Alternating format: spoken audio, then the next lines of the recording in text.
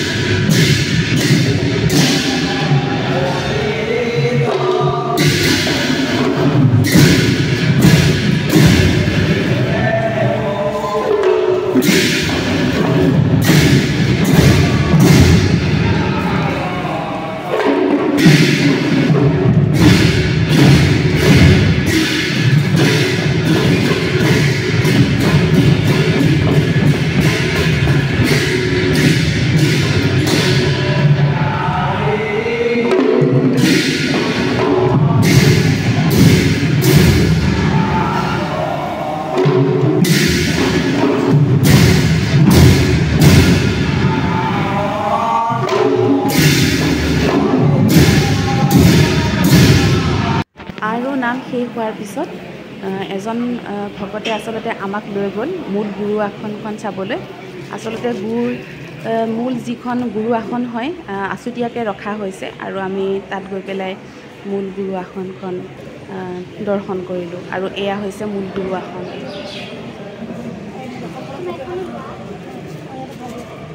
আৰু তাৰ পৰা আমি যাম বটদ্ৰৱা প্ৰকল্পলৈ।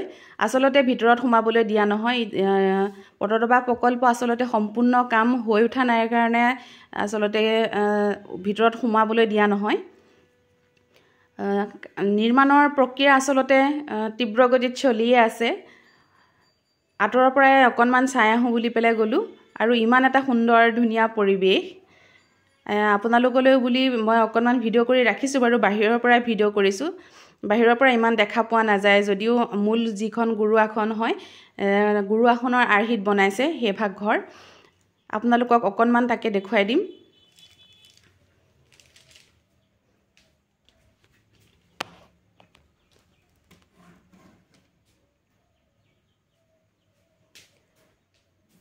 আৰু এইপিনে আচলতে পৰ্যটকসকলৰ কাৰণে ঘৰ বনোৱা হৈছিলে আগতে, এতিয়া ভাঙি পেলাই পুনৰ নিৰ্মাণ কৰা হৈছে আৰু ইমান ধুনীয়াকৈ নিৰ্মাণ কৰিছে। মানে অট্টালিকাসমূহ দেখিয়ে খুব ভাল লাগিলে আৰু তাৰ ভিতৰত আচলতে আপুনি থাকিলে গৰম কি সেই বস্তুটো অনুভৱ নহয়। ইমান সুন্দৰ বতাহ আহি থাকে কেওকাষৰ পৰা, গৰম অনুভৱেই নহয়। খুব এটা ঠাণ্ডা পৰিৱেশ। আচলতে সকলো ছাইডৰ পৰা আচলতে গছ আছে, গৰমটো সেইটো কাৰণে হয়তো অনুভৱ নহয়। সুন্দৰ ধুনীয়া মৃদু মৃদু বতাহ।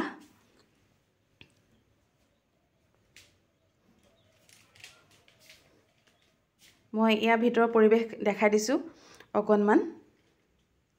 আৰু আমি এতিয়া ওলাইছোঁ বটদ্ৰৱা প্ৰকল্পলৈ বুলি।